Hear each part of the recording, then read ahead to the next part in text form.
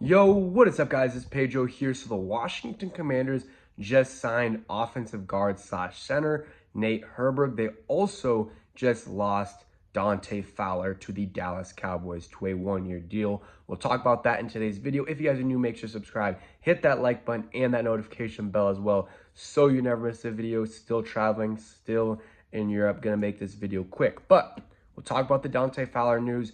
I originally saw the notification as Dante Fowler is coming back to, and then it said the Cowboys, but I just read it. I don't know how I read it as the Commanders. I was out, so I saw CO. I guess I thought Commanders, and I wasn't really too happy about it.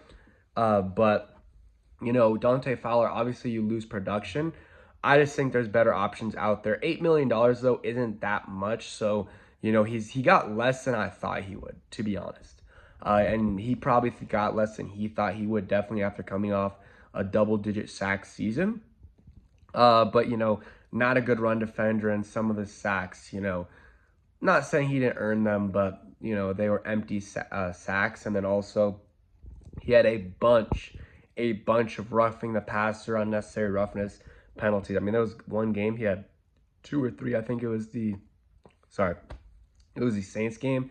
So yeah, Dante Fowler, he had a good year for us. He helped us in the best year this franchise has had since 91, 92 season. But yeah, Dante Fowler, he's gone. It is what it is. They need another edge rusher. I would say you bring in a veteran and then you draft a guy. And I don't know who that veteran is, but Azeez Ojulari, I mentioned him in like 5 videos straight. He is still available. So for me, that's who the Commanders should go after.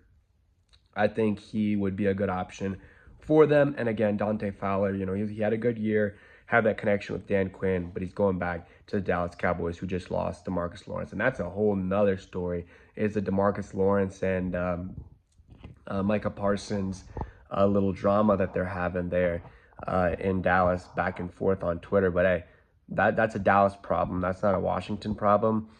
And yeah, so, we'll see what happens at edge rusher. But, it is what it is with Dante Fowler. He's gone for 1 year, 1 year deal with the Cowboys. It sucks he's, going to go to a division rival, but it is what it is. We'll be able to run to his side probably. And then Nate Herbig, offensive guard from the Steelers. And I think he played for the Eagles too, if I'm not mistaken. Been in the league for like 6 years-ish. He plays guard center. He can start, but I think he's more of a backup piece. So your left tackle is going to be Laramie Tunsil. Your center is going to be Tyler Biotish. And then a combination of Coleman and Wiley will be your right tackle, right guard. I would probably lean towards Coleman as right tackle. I think that's what they're going to do. I'll make a video about that, maybe numerous videos over the offseason. And then you got Wiley at right guard until Cosme comes back. And then you have a competition of Nick Allegretti and Nate Herbig for that left guard spot. And, Nate Herbig, that's some good depth. That's some good depth to have. And Trent Scott's back. I forgot to talk about that in my earlier video, but Trent Scott's also back. That's a good, tackle to have, depth-wise. And, he can catch a pass as well. And, but yeah, it's better depth than they had. Michael Dieter's back. But to have a guy like Nate Herbig who can start as a backup is good, which they didn't necessarily have last year. They just didn't have a lot of depth. So Nate Herbig, I do like the signing. They didn't release the details, at least not when I'm recording this, I don't think. But it's not going to be a lot of money. I think he'll make the roster and has a chance to start.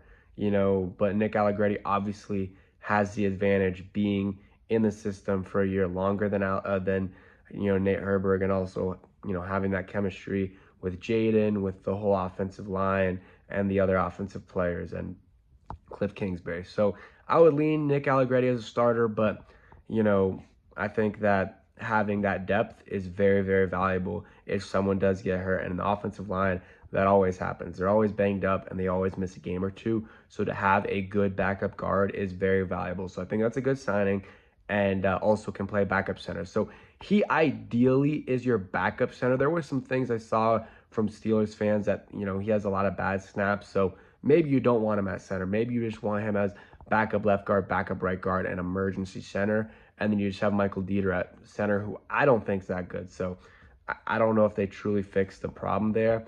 But if Nate Herbig isn't bad in terms of snapping the football, then you can just go ahead, play him at center, backup center for Biotish, and then backup left guard and right guard.